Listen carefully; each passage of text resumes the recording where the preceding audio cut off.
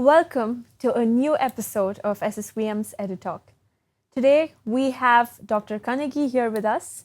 She is a popular and extremely successful gynecologist in Coimbatore. And a gynecologist is perhaps the only professional where a woman from her adolescence to her lifelong journey as a mother and beyond can freely discuss the issues pertaining to her well-being. This is truly a very noble role in the medical profession. And as our guest today, Dr. Kannaki, has in fact been experienced in her profession for more than 30 years and has limitless knowledge in women's health and well-being. Doctor, thank you very much for making your presence here with us today. Thank you, Srisha, for that very kind and nice words. I don't know if I deserve all of them. Anyway, thank you very much. Okay. So we're excited to learn from you. Sure. And so beginning with the first question, adolescence is a critical link between childhood and adulthood. And it's a phase where particularly adolescent women face significant physical and psychological and social transitions. So, doctor, how would you suppose we can positively influence the immediate and future health of young women? See, the basis of a good adolescent, an adolescent transforming into a very sensible, normal adult depends on the parents. So, first of all, the background should be a very strong parenting attitudes, bonded parents. Especially, you must always know that the child has antenna and is always observing you. You may suppose there is a fight between the couple, the entering or on, and though the couple may think it's only a child, may not know something, and it's something, every instance is absorbed and processed and used later on as a reference. So it practically models on the mother and father. So that's the first, the mother and father should have a very good bonding and be a joint parenting rather than each one saying something. So the one thing is the parenting background. The second thing, the three important things in adolescence are one, physical growing up. So it's a kind of an awkward period where there's growth in height and there are other things happening around the body, the hair growth and the breast development especially, and suddenly the deluge of a menarche. Right. So actually scientifically it is first the breasts that start growing around it's called thelarche, and it's around 8 to 10 years. So you see the difference between a male child and a female child happens at that stage. Mm-hmm. And at this may bother the little girl, they're after all little girls still. And they may say it's abnormal, and they come and, they come to us saying, the parent brings saying this, she was hit with a ball there and it's swollen, and actually it's the growth of the breast. And number two in that thelarche is the unequal size. Sometimes they're so worried that one side is grown smaller, and so all that needs is reassurance and take the focus away from what the child thinks is a problem or an abnormality. So say it's normal. Okay, it's like happening to everybody of your age. That's the way to take it across. So that's about the breast development. And little later, when about 17, 18, there's a lot of thing about breast cancer. Mm-hmm. So all these girls, 17 and 18, they come and land and say they think they have a tumor there. And, they come with, as though they are pronounced with a death sentence, and the mother is equally worried. And all you know is just the breast tissue itself very often feels like a nodule, Right. So here again, reassurance and take the focus away from the problem. Then coming to the physical, they're very lanky. You see the girls, some of them put on a lot of weight, some of them grow lankier. So the awkwardness of not fitting into a child or not fitting into an adult is there. And that's again, it's a very passing thing. But some people, they don't converse. They're feeling, bad to join a family group and discussions about their whatever. So that's the physical growing up. And the physical growing up has to be attended with a good nourishment and good exercise. So, nutrition and exercise are two focuses where the parents have to give a very good nutrition, especially for the growing girl. And also, but at the same time, not to overfeed her. I've seen like grannies saying, "You're not plump enough, you're thin, you're skinny," and all those things, and say, "Oh, maybe you have tuberculosis, you're looking so skinny." The other way around, the overweight child is said, "Oh, looking very healthy." So ideally look at their BMI and find out what their ideal weight should be, and plan the nutrition accordingly. It may be not the same for all the children, but basically good proteins, good calcium, and enough carbohydrates, because there's a lot of activity. And you find also nowadays, modern day, they go into eating disorders. Isn't it? You must have encountered a lot in your group. It's called anorexia nervosa. They want to be slimmer and slimmer and slimmer. So it becomes a disease and of the pituitary, and you have to treat them, to get them out of it. It affects their menstrual cycles. They may go for loss of menstruation for even months together. So that's anorexia nervosa. At the other end, you have the overweight child who may land after menarche in a polycystic ovarian disease, especially if there has been a family history of diabetes, obesity, and family history of PCO itself. Then you have to watch out that child's weight, give enough exercise. Don't limit her eating, rather give her more exercise. And also, of course, avoid no to junk foods. That's a very important. Make exercise a routine. That's, I think, that will look at the physical part. And then the sexual part is again a very, you have to handle it with kid gloves. It's very difficult to explain to, say, a 10-year-old. Nowadays, children attain menarche, girls attain menarche at the age of 10.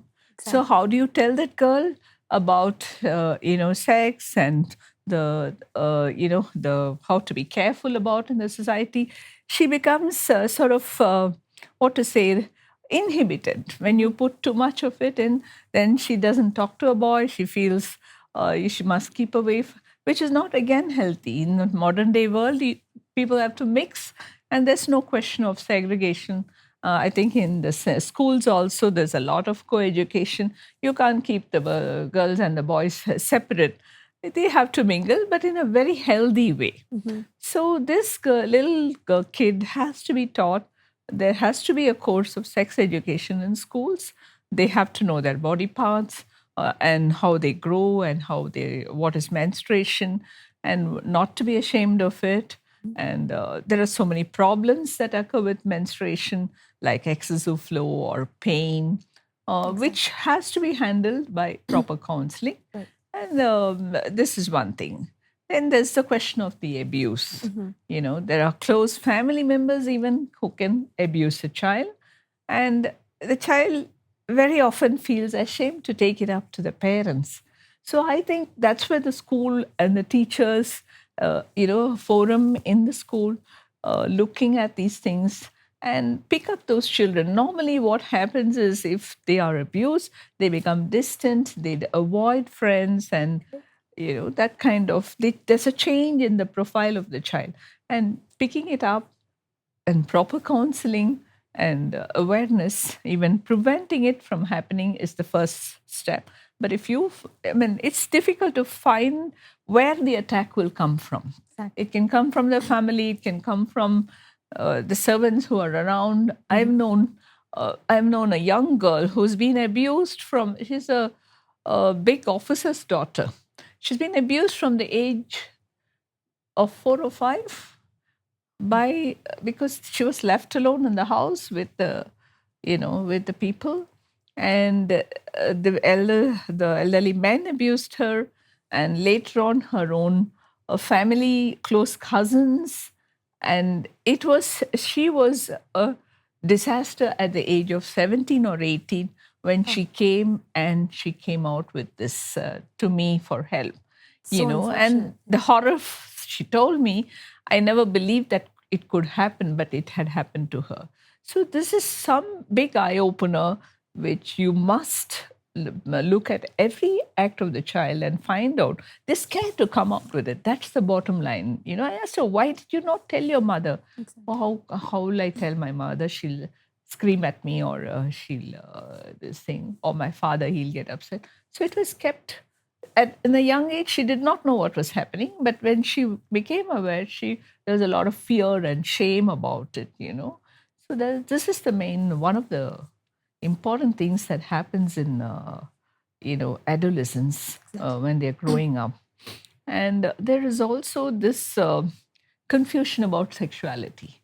See, we are not so commonly accepting alternate behavior in our society. Right. Though abroad, it's they don't have any shame about it. Whereas here, what you have to understand, if there are tendencies detected, then it's not something of a crime, or they're not abnormal. Exactly. In their own mind, the mental sex is the opposite of what their bodily sex, and they cannot help it. They cannot change it. Biological. So it has to be understood, dealt with, not made fun of, and it has to be picked up also, to give help. And it's a very difficult area because you don't know how to deal with it in adolescence. But maybe proper counseling, guidance, and help groups are there.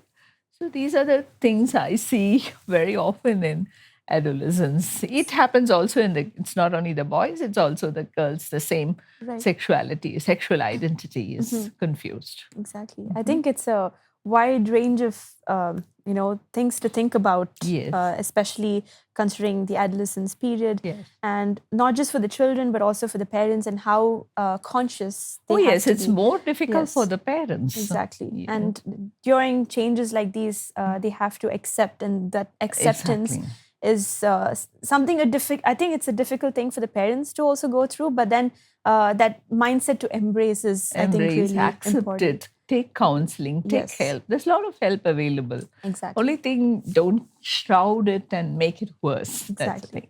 So thank you for that, doctor. And I believe this is a very different era, and we are in a period where maintaining social distancing, or having these different social and emotional habits, these are all of utmost importance for the healthy well-being of a young woman, or any youngster for that matter. And for example, social media, I think, is a great influencing factor in many ways, and it influences these young women in a way where a lack of body positivity comes in, and has created, like you mentioned, eating disorders, or right from alcohol abuse to other habits, negative habits that they could embrace, or comparing themselves to another woman and saying to a model, or a perfect looking body, and kind of body shaming themselves, and not being able to accept what they are. And how I think this they not tend to realize that it has long-term effects in terms of their health, and also it could affect fertility for that matter. So how would you guide this generation of young women regarding this matter? I think, first of all, they have to accept what they are, be honest, and don't be ashamed. Don't have comparisons. Comparisons are the basis of all these things. I want to be like the model. I want to be a figure like that. And they stop eating. And as I told you, anorexia nervosa.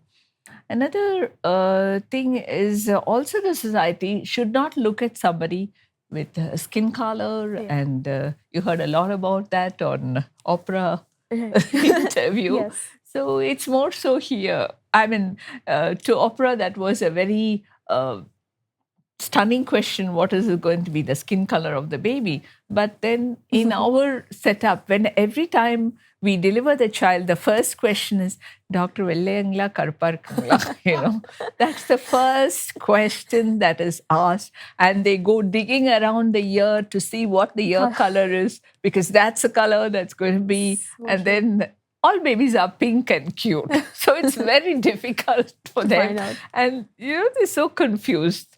And so it's like that. The skin color is probably the first thing in our Indian society. And now I think we are coming over that. No more people are using fair and lovely. And they are accepting black is beautiful or brown is beautiful, whatever. Yeah. So that's one thing. And because of the education and empowerment and the discovery of other skills in a girl, she takes off this label of being beautiful or being fair. All that is secondary. It becomes secondary.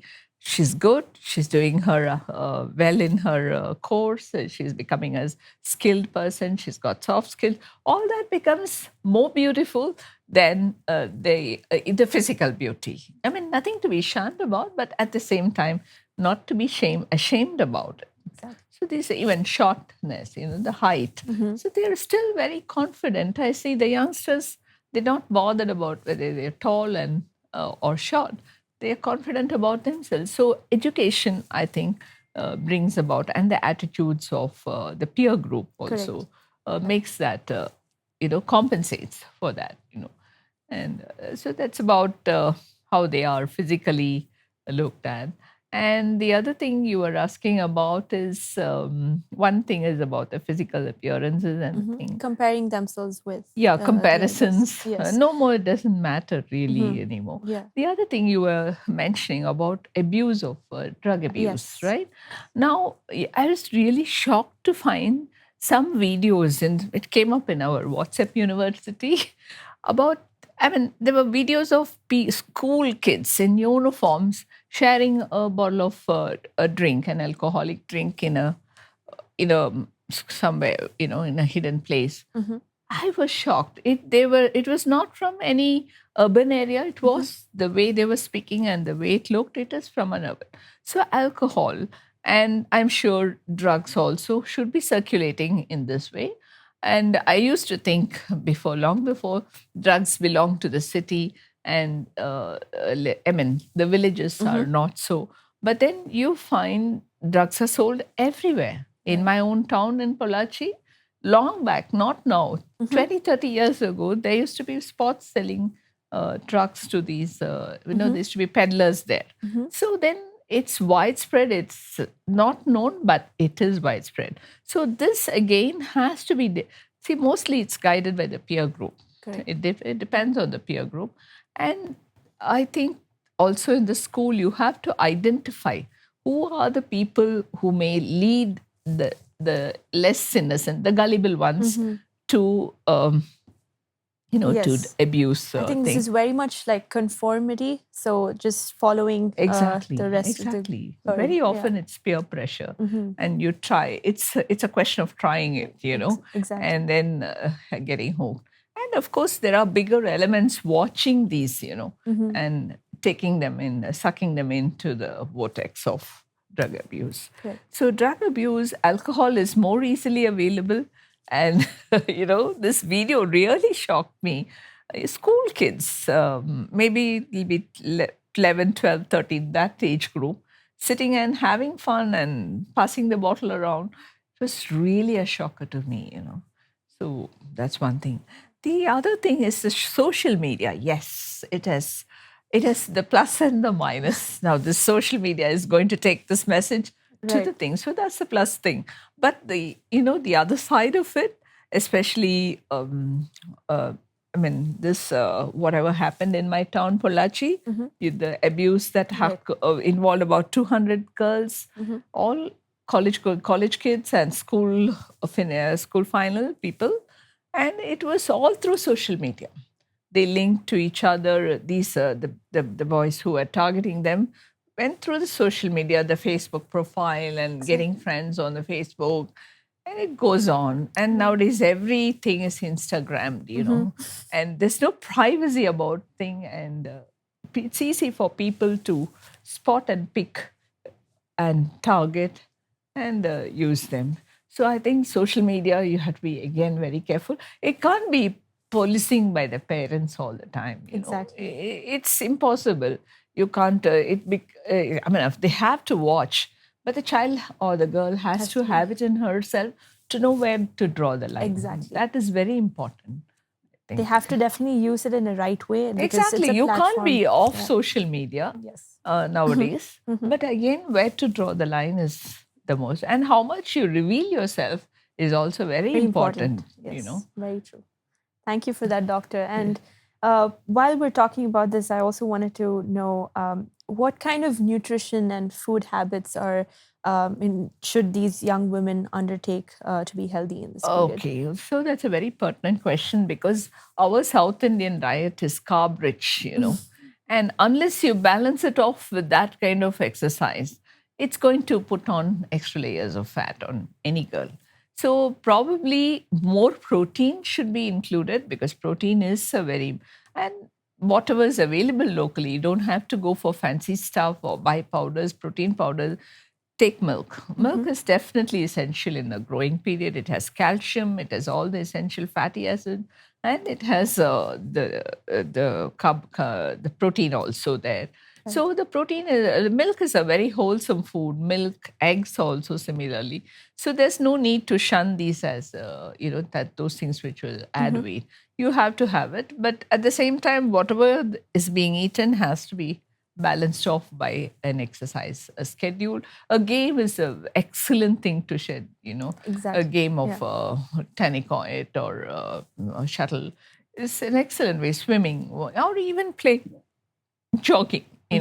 Walking is for the older people. For the younger people, it's more put on your shoes and do a 5K trek. Run, And you have those fancy watches. Exactly. So I mean, that's a very good, nice thing around. So protein, carbohydrate, they must take adequate minerals also. And when you take our South Indian diet, except that there's a lot of carb, the other things are very well balanced. You have good dals, you have vegetables, you have micronutrients, you have antioxidants. So our South Indian diet is good, except that the carb is slightly in excess. So with that, you take our idli, for example, has 1/3 protein in it. And our dal is always, you add the dal to the thing. A certain amount of fat is necessary. So you add ghee for your certain thing. Don't avoid and beat it. Just take a balanced diet and watch your weight. Keep your BMI at around 23. For the Indian woman, it's around 23. So the weight height balance, if it's always checked on, then I think it's our diet is with a bit of milk and eggs is fine. If there's non-vegetarian, well and good. But never excess of anything. Exactly. Avoid junk foods. It's more than what you take, what you should not take. That's very true. Especially with the Sweetie home deliveries. Yes. I find, hardly they eat at home. Even though food is cooked, they love to order. And so maybe once in a way, but not everyday routine. Very true. And of course, fresh fruits and vegetables, which are available in plenty. And never for the fancy. Go buy the locally available fruits and vegetables and have them, That's wonderful. Thank you for sharing that, doctor. It's very helpful. And in the past decade, I think India has succumbed to high numbers of anemic adolescents. Yes. And so the low iron deficiency or like having iron deficiency has caused probably severe period anemia, cramps and irregular menstrual cycles as well. So, and I've come through this in the empirical research studies as well. And what can be done to avoid these rising numbers? And does it have an effect on women getting pregnant in the later stages as well? So anemia is purely nutritional and due to other parasitic infections in our Indian setup. So if the diet is not rich in iron, protein, basically for making the blood hemoglobin, you need globin, which is the protein, and heme, which is the iron. So a diet with iron and a diet with globin, with protein is a balanced diet to combat anemia. Now, where do you get the iron from? It's very simple resources we have. Our own murungakira, the drumstick leaves, Right. they are very rich sources of iron and protein. So simple diet like adding a murungakira to the girl's diet is going to take care of her iron requirements. The other thing, protein, is again egg and milk are proteins.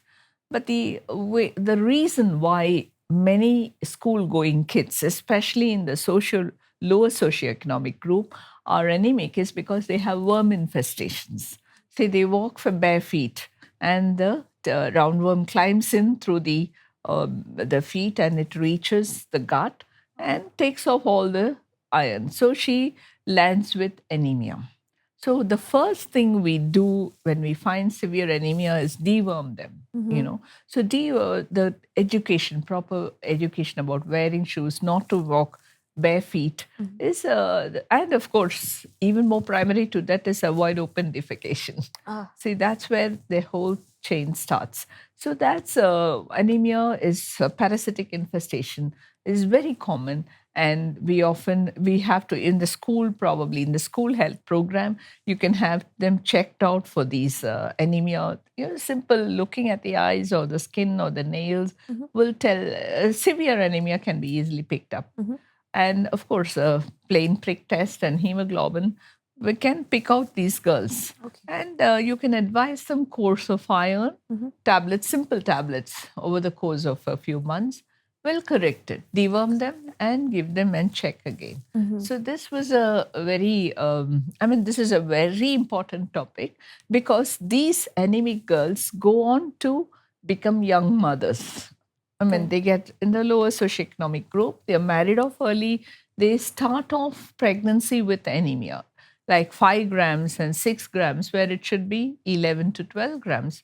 And their child, the child is also smaller, the baby is smaller, born prematurely, and God help if they have a hemorrhage bleeding during pregnancy.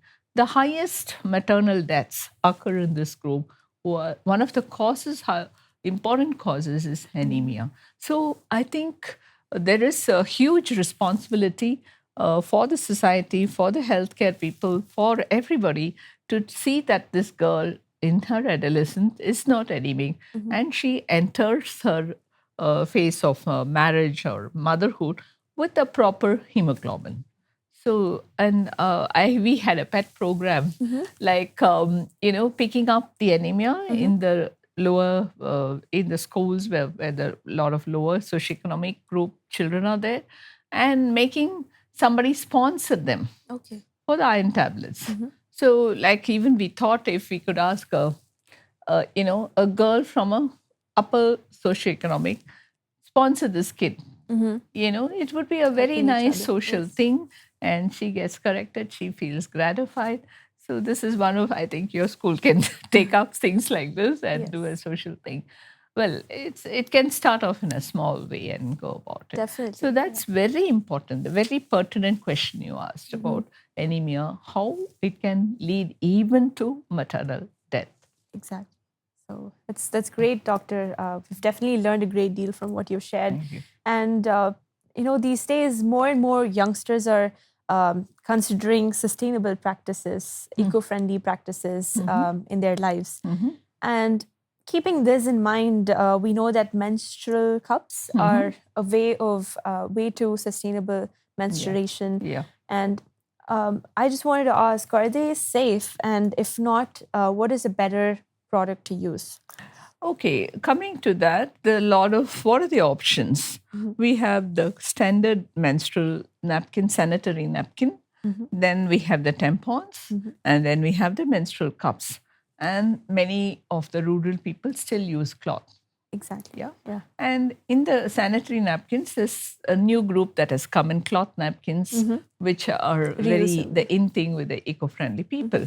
So now regarding the cups are good, but the problem of inserting them in a person who is not exposed to intercourse or delivery may be difficult. It may be little not too friendly a thing. But there are people who use it, even in this cup sizes are smaller, can be used. But again, the hymen and the breaking of it and the insert, it all becomes a little difficult Definitely. issue. So maybe the young girls stick to sanitary napkins. Tampons, yes, they are used by a lot of people, especially in the West. A lot of girls are using tampons. But the problem with the tampons is the forgotten tampon. There is the very serious thing of septicemia. It can breed because it's blood, and any blood stagnant outside the body is a good medium for the bacteria to multiply. So suppose she leaves the tampon in the vagina, the last tampon maybe, or something happens as a crisis and she forgets to remove it or something like that. The tampon left behind is a very nice factory for all these bacteria, and it gets into the blood in the form. It can be endanger life also. Wow. So tampon is you have to be very very tricky. careful Yes. in using that. Yes, it can be used, but here again, insertion in a young girl may be a little traumatic or not very aesthetic for herself. So we go back to the sanitary napkins. The hygiene of washing, it's more than what they use. How clean they keep themselves is very important. Maybe that's what the school also should show some pictorial demonstrations of how they should keep themselves clean and wash and change frequently, keep their panties very clean. And so if they're using the cloth napkins also, well and good, but how to wash them and maintain them is important. And regarding the lower socioeconomic group, the group girls of that, now we have the one Mr. Muruganandam, who is popular with his cheap sanitary pads. He's he's got machines which make pads for 1 or 2 rupees, even lesser than that. So he's doing it like a social project, and maybe that is should be more promoted, and we could use those kind of resources for these people who cannot afford to use the regular commercially available napkins. Very true. Thank you so much for throwing light on that, doctor. It's very useful. And moving on to parenting children through puberty. Adolescence. Yeah, and I think that's a very pivotal part of raising an adolescent. So, how can mothers help their children during this important transitional phase? As I said already, the body, the knowledge, teaching her about the body, the changes that might have. First of all, I think they must become friends rather than a parent and a child. So take it very casually and discuss across the table or very, very casually right from childhood. Actually, you start not at adolescence, but even at 5, 6 years, about teaching them about the wrong touch, the good touch, and the bad touch. So you get into a platform where the child comes and tells you whatever happens and says, "Mommy, she's got her menses. What does that mean?" So no, you don't talk about it, or no, don't make it a taboo. Discuss it openly. Discuss it with a lot of things are there on the media. You can show the child and get a. So the freeness of conversation should be there, and either. A child might come and say, "I find that guy nice." So don't say, "No, you can't do that." Just go get into, be a friend to that child. And in the process, they will learn to tell everything to the parents. Now, when there is no taboo, when there's no punishment, naturally there's a free flow and there's a confidence building, that happens there. And in that, the parent can tell about the sexual problems, what can happen, and even if there are, at 15 and 16, the hormones are running high. It's very difficult to harness it, so maybe direct them more to sports. When you find the child is bursting with energy and a lot of puberty changes are happening, directing the energy to sports sort of will quell these kind of abnormal feelings, but it happens. So they ask about all kinds of questions. Nothing is a taboo. Explain to them scientifically and tell them how to overcome these kind of situations, and give them a lot of sports activities. I think that's It's very very important. important. But because what happens at 15 to 16 is they are bundled with the down with the books. There's +1, there's +2, and competition, and there's no time for even running around the house. I think that you have to give them a little bit of Physical activity. It's very true, doctor. So I think, in the light of Safe Motherhood Day, I would like to ask you a few questions on that.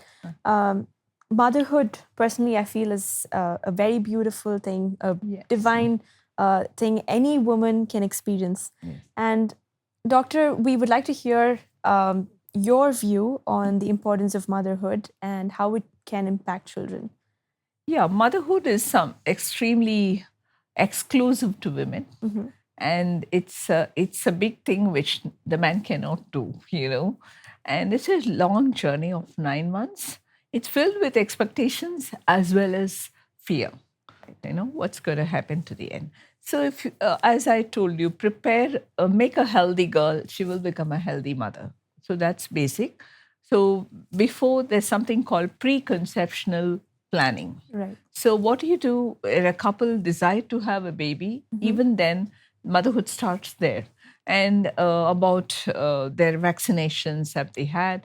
Is there any general health issues, especially diabetes, hypertension, thyroid issues? All that they should undergo a basic checkup. And not so much in our country, but overseas, alcohol, they must give up their alcohol and whatever, the drug abuse. And then any drugs they're taking for other conditions like epilepsy, whether they should be changed. And so these are all the pre-pregnancy counseling. And if there is any genetic issues in the family, if there's a family history of some genetic disorder like hemophilia, then there should be a proper counseling as to will it affect that particular lady's child. All this has to be assessed. Right. And then they have their immunizations, rubella vaccination, and so on, hepatitis B vaccination. All the vaccinations should be done, and screening for any venereal disease. Though it's a kind of a little dicey thing, but then better, because we do find mothers coming in early pregnancy. When we screen them, they are HIV positive or VDRL positive, then there's a whole big thing to tackle there. So better have a full pre-pregnancies counseling, both for the male and the female, and then they go through this pregnancy. Then pregnancy, limit their sugars, junk food, everything, a good proper diet planning, exercise and yoga, all that will help kickstart a good pregnancy. Of course, when they become pregnant, they should first confirm it. Now, they have this habit in our country where they say, don't go to the doctor till 3 months later. No, you just stay at home. Or the Joshir says, don't go for any checkup. So what can we miss out then? We can miss out a tubal pregnancy. She can land as an emergency with a tubal pregnancy having ruptured. So there could be twins, there could be abnormal pregnancies. So all that is missed out when she comes later for the first booking. And now we are doing a very important thing called Down syndrome screening. We do not want Down's children to be born. So there are very effective methods of screening with the scan, with the double marker tests. So we can almost, weed off the Down's pregnancy very early at the age of 12 weeks, Right. even 12 to 13 weeks. We can pick up a Downs and offer termination if they feel. Some people do not want termination, they go on, but at least we know that this is going to be a Downs baby and we can expect this as come. So that's the first 3 months thing. Then the second trimester or the next 3 months is again, we screen for all the sugars, the hemoglobin. It's a period to correct all the deficiencies, thyroid, and of course, pick up blood pressure elevations. And then we do the target scan at 20 weeks, which is specifically directed at picking up abnormalities, like say heart abnormalities or any brain issues or limb issues or kidney or any other issues. Most often they are picked up at 20 weeks. Then the third trimester is one of, preparing for the journey. Right. And I find a lot of positive attitude helps, a lot of exercise. And, these pregnancy classes are there, which teach them the right nutrition, attitude, talking to the baby. And so many things happen in the third trimester. And of course, they land in labor. Labor is a very, very important journey. The patient has to understand, not be scared about it, has to understand we are there to help, we are there to give them painless labor if they want. But at the same time, we want them to go into the natural process as much as possible. Now, sometimes there are turns that can happen which nobody expects, neither the doctor nor, she may be a perfectly healthy patient. There's a sudden bleed and the whole thing she becomes an ICU patient in 5 minutes. So we have to be prepared for all these eventualities. And it is, of course, the onus is on the healthcare people to pick up deficiencies, to pick up who is a high risk woman, who is a low risk. So we basically have a concept, especially in the government health sector, who can be delivered at a primary healthcare, who can be delivered at a, who needs to be delivered at a tertiary care. So all that labor can be very life-threatening also, but that's in a small percentage, very small percentage. If proper antenatal care is given, then the journey is smooth. Wow. And so, is there an appropriate age range where a around woman can get 21 pregnant? to 35 is an age group where people can plan a pregnancy very comfortably. Too late, it may delay pregnancy because the power of the ovary goes down after 35. It starts coming down. 40, it's almost stopping there. So planning the pregnancy before, nowadays we find women saying, I want to finish my career objectives. I want to have my house. I want to have my bank balance. I want to finish all the skill sets I want to learn and then go for the baby. So by then it happens in the West. Very often they start thinking of pregnancy only after 35. But in our group, in our ethnicity, we better plan early. The ovarian reserve goes down very rapidly in Indian women. So better they plan it much earlier than 35. And of course, a lot of help there if they cannot conceive. And it can also be a male factor. So males mainly, I find we've done some studies in Coimbatore. We found that there are a lot of pollutants. We looked at mainly zinc. We looked at chromium, cadmium, and lead. And we found that in infertile males, the cadmium level was very high and compared to the normal males. And these people, where does the cadmium come from? Smoking, cigarette smoking, and from the foundry waste, which is quite a lot around Coimbatore. So smoking is one thing which the man has to stop smoking. Alcohol and any other drug abuse has to be stopped. And of course, he also needs to follow a very healthy lifestyle for the conception. If it doesn't happen within a year, then come and check out what is wrong. Is it an ovulation problem? Is it a tubal problem? Is it a uterine problem? Is it a male problem with the sperms? Or is it a coital problem? So these are the things we check out when they come for the first instance. But generally, they should try to conceive between 21 to 35. Yeah. That's an ideal age range. That's an ideal age. So everybody in our society actually has their own way of raising the children. And how does a parent identify what is the best for their own child and navigate through this? Okay, I'm just reminded of a verse which says, a child is not a vase to be filled, but a plant to be grown, So I think you have to identify what is the pluses and minuses of your child, and never look at somebody else's child and try to mold it in that way. So some children may have good artistic tendencies, good in math, some may be good in mathematics, some may be good in sports. So nurture them in the field they are interested and they are good in. Right. So never try to put a square peg in a round hole. And that's where the whole problem starts. Never say you have to become a doctor or you have to become an engineer. No, there are so many avenues nowadays. Like each avenue is so vast. Correct. You can really go somewhere with very simple topics, the subjects even. So find out what the child is good at, what the child likes, what the child is passionate about, and groom in that way. I think that's the way to go in parenting nowadays. It was very different in our days where my father said, I was very interested in architecture. So he said, no way, what will an architect do? You have to do medicine. So, almost I went crying into medical college. So that's not the way to go, I think. Yeah, I think you rightly mentioned that. Yeah. Now, because at that time there was nothing else, but now so much of scope is there. Very true, doctor.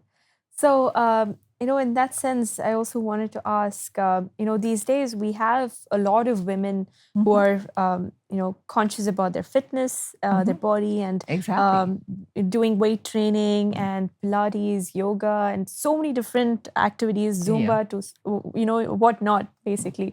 So we're all like very energetic, wanting to practice exercise every day and maintain a very healthy and fit body. So, in terms of pregnancy, depending on the intensity of the workouts they've been experienced or have been exposed to before, what would you suggest is the appropriate, exercise, or should they maintain the same intensity or lower intensity of weight training, for example? Really, actually, it would depend on the individual woman. Now, suppose she's a normal, healthy woman with a normal weight and going in without any hiccups, then she can do any form of, even a household work is exercise. In the first 3 months, they may not be prone to exercising. There's nausea, vomiting. The little dot is going to become something like 12 mm. So it's enormous amount of energy that is tapped from the mother. So the first 3 months are, she may even lose weight. So that's not the time to recommend exercise. But of course, somebody's feeling fit, well, walk. Do mild exercises, not vigorous ones. Then in the second trimester, she sort of, they've come to terms, the body, her and the baby, all are they've come to terms. And then that's a time when they should slowly grade up the exercises. And walking alone can be a very good exercise. Of course, weight training is not really the thing to go in pregnancy. It's more like you have to do your pelvic flexion. You have to become more flexible, especially in the low part of the body. So those kind of exercises, the pelvic floor exercises and strengthening the pelvic muscles, become more important than weight training. But I just recommend a half an hour of walking morning, afternoon, and evening. And it can be slow walking, it can be according to what they feel like. It need not be. But don't lie down in bed like a sick patient. Now, what happens? They become pregnant. Now it's a sickness. It's not so. And you have the other end, extreme other end of the spectrum, where they work like especially with the IT people, they work through the night, through the day, and it's a torture, to see them. They're sitting always. And so they do complications of backache and, the eyes opens, the mouth opens, and so many other things, So it has to be a balance between work. They need not stop themselves from their routine work. They can go ahead. But if you find her blood pressure is going up, or her feet are swelling up, or something the baby's not putting on enough weight inside, then she has to change the pattern. She has to probably give up more rest. So it's highly individualized, but in general, they have to exercise, especially from the second trimester. And in the third trimester, there are specific exercises. Like, I would say a very simple thing. They need not even attend the classes. Swap the floor, like what the old timers used to do. And I'm sure majority of them had a normal delivery. Sit, squat, and swap the floor. Sweep the floor, swap this floor. I mean, don't overdo anything, but just do that. That is, like your butterfly or what you're doing, So specific exercises to loosen the muscles in the third trimester. That's very true, actually. I think those days our parents or they anybody did a wouldn't lot have. of work. They swabbed the floors.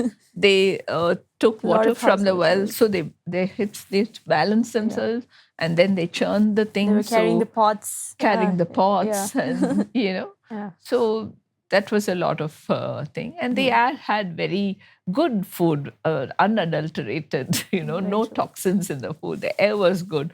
So they gave birth so easily. But of course, there were problems. There were maternal deaths, which is significantly come down mainly because of the bleeding and all that. I mean, those were problems at that time, but majority went through very easily. So when you mentioned about food, I was hoping to ask you, is there a wrong food habit, that's going around in pregnant women these days? Or, how should they develop a healthy food habit? Should they focus on an Ayurvedic diet? See, they should not eat very large meals. That what happens is they have a craving sometimes, and they put a mound of rice, and it's just craving. But what happens when they have a large carbohydrate meal or a very sugary meal, then there is a shoot up of the insulin. The body responds to bring down the glucose. The body secretes a lot of insulin, and their sugars really go down, and they feel faint. So this kind of eating a very large meal when they have a craving should be avoided. And otherwise, our regular our diet is enough nutrients. We must add on a lot of fruits there, and milk is definitely at least a liter of milk, either as milk or as curds or as any of the dairy products. Milk is essential. 2 eggs a day. And if they take non-vegetarian, they can take chicken or meat or whatever. And if they are vegetarians, lot of pulses, nuts. Nuts are very good sources of the essential fats. So these are, and we have the habit of adding sugars for everything. Right, yeah. Sugar in the milk, sugar in the Horlicks is full of sugar, Boost is full of sugar. So when I tell them, take plain milk, no sugars, doctor, can I add Boost? Or doctor, they're okay otherwise, but not for the pregnant women. And the second thing I find is they have this habit of bringing palagaram, all the sweets with the moment each one brings. So every day there's a huge feast, and there is Mysore pak, and there's jalebi, laddu, halwa, whatever. And she's forced to eat. Doctor, in a vidave martintanga, while a So all that should be avoided, because the high sugar and the low fall after that is very deleterious for the baby. There can be, especially in a diabetic mother, there can be death of the baby inside, So they should avoid eating sugary stuff or sweets or whatever. Thank you for sharing that, Doctor. I think you beautifully mentioned that, and it's definitely so important to consider that in so many different ways. And I was wondering if you could throw some light on the importance of breastfeeding and how the development of the brain, a child's brain, is correlated with breastfeeding. Breastfeeding is 2 important things. One, it has got a psychological aspect. It has a nutritive aspect. Nutritive aspect, it has for the 3 months, you don't have to give the baby anything else. Everything is there in the breast milk. So there is, apart from nutrition, carbohydrates, proteins, lot of essential fatty acids for the brain development is there, and immunoglobulins. Those are the things which prevent infection in the baby. Right. And when there is immunoglobulins, there's no infection, the weight gain is, the milestones, everything come on well. One infection, and then the weight goes down, and the milestone is delayed, all those things. So definitely, the first 3 months, ideally only breast milk. And the bonding, it's a natural bonding. When the baby suckles in the mother, the security is there, it's like it hears the heartbeat of the mother close to the heart. And it's like it's been in the womb, it's come out. Imagine this baby who's been in a private aquarium all along, swimming and, its own world. And suddenly it's brought out, pulled out with a forceps or taken out by a thing. And it's a whole new world it has to face. And going back to the mother's breast is somewhere near what it was for 9 months. And regarding brain development, the majority of the brain development occurs from, of course, in utero till the first year of life, what is known as encephalization. So that happens in the first year. That is, what to say, the extra cognitive skills and everything is that which develops in the first year. And that's promoted. Breastfeeding forms an important part to bring about that encephalization. So whatever you try to give the child as nutrition beyond that, you have so many, say, brain tonic, that thing you eat, this, the brain, all the brain growth happens within that first year. And breastfeeding forms an important part of that encephalization, both psychologically and nutritively. It has a lot of these essential fatty acids for the brain development. And the feeling of secureness, the affect is there with the breastfeeding. That's wonderful, doctor. Yeah. And, as we talked about the age range before, is there, now you mentioned that the appropriate age range would be 21 to 35. Yes. And 21 to 35. Yes. And what happens when women get pregnant beyond 35? Is there an influence? Yeah, beyond 35, one thing, sometimes it may be difficult to get pregnant even. Then there may be diseases that of maturity onset, diabetes, hypertension, those kind of prematurity. Things can happen, especially if they're going beyond 40 and all.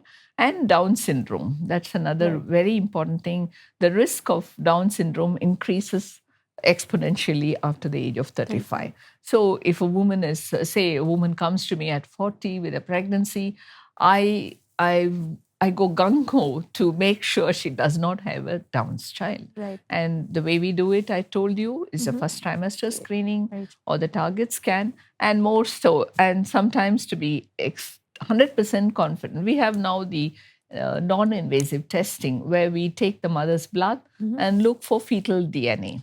So that we can pick up the Downs up to 98 point or 99%. If we want to be 100% sure, then we do a tapping of the amniotic fluid and look for the baby's chromosomes there. That will tell us exactly whether it's a Downs is there or not. Yes or no, you get an answer there. So that's the primary concern when they get pregnant after 35, and the chance of Downs increases as the age increases. Wow. So, how should a family support a pregnant woman? We mentioned, there are so many different myths. Yes. There are, especially, for example, a parent or a grandparent who's been experienced or exposed to certain things. And they sometimes try and enforce that on the new mom. So, how should a family support? Yeah, it's a lot of conflicts can happen. My grandmother will say, I had 7 children. I did not even go to a doctor. Why go to a doctor? So there's one school there. And here's the doctor saying, you do this, you do this blood test and you do this. And here's the, pregnancy class instructor saying, you do this, etc. So she's getting a barrage of things on her, but balance it as usual. Granny's diet, what she followed is probably good.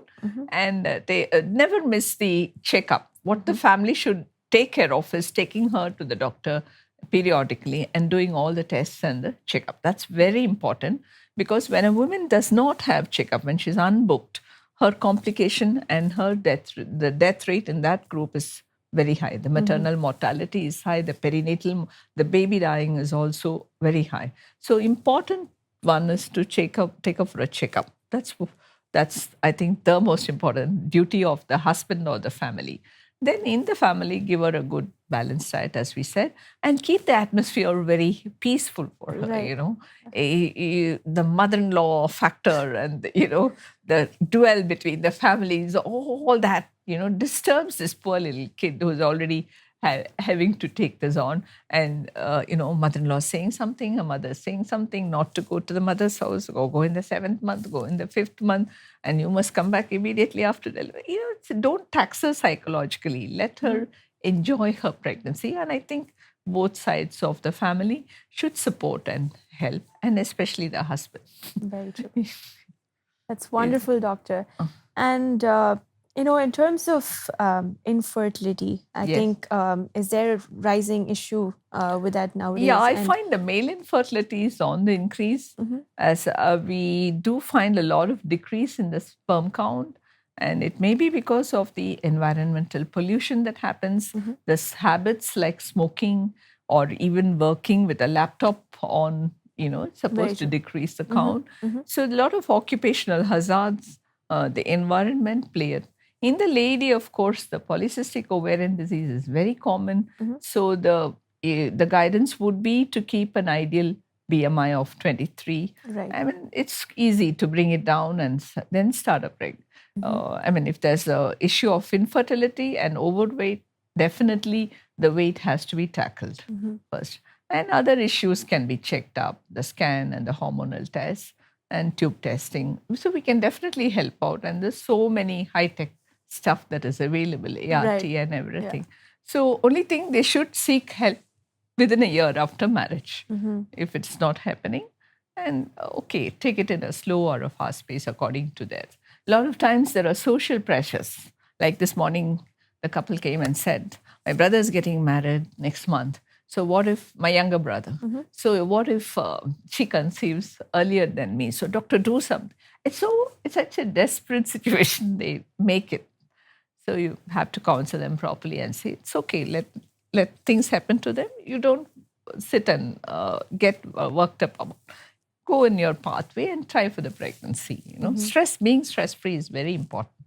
And eliminating family pressures. Yeah, and then you just counsel them. Basically, counseling helps a lot. That's great, doctor. And we are in an era where tech devices are so handy, and we keep using them very often.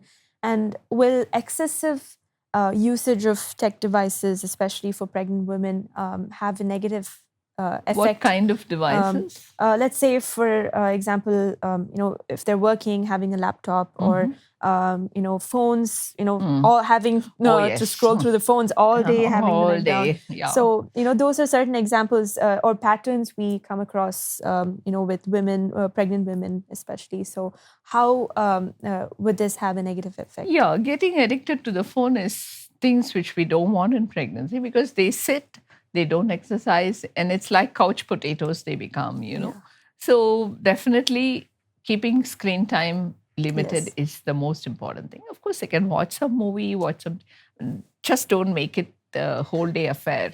Don't go and binge on it. And at the same time, there's sometimes work, for reasons of work, they have to sit in front of a screen. And again, I think they have to balance it off. Tell their company or their employer, look, I'm pregnant. You can give me only this many hours of work, because you think work from home is easy, but actually work from home is even more taxing, and they don't have breaks. They are sitting there and always answering. So I think they have to change the pattern of working. They can definitely work, but not sit for 2-3 hours together. They should lie down for at least 3-4 hours during the day, apart from a good night's sleep. Not take on night calls and things like that. That is very important. That's great. And they often get headaches, looking at the screen and looking at the phone or whatever. They complain of headache, and then we get worked up. Oh, why is she getting a headache? Is her blood pressure up? And so many things are there. So balance of the screen time should be very limited and interspersed. That's very true. And as we move on to the last question, I wanted to ask you, we've been very well aware of this term called postpartum depression. And so could you elaborate a bit on this? Oh, yes. Postpartum depression is something, it's a serious affair.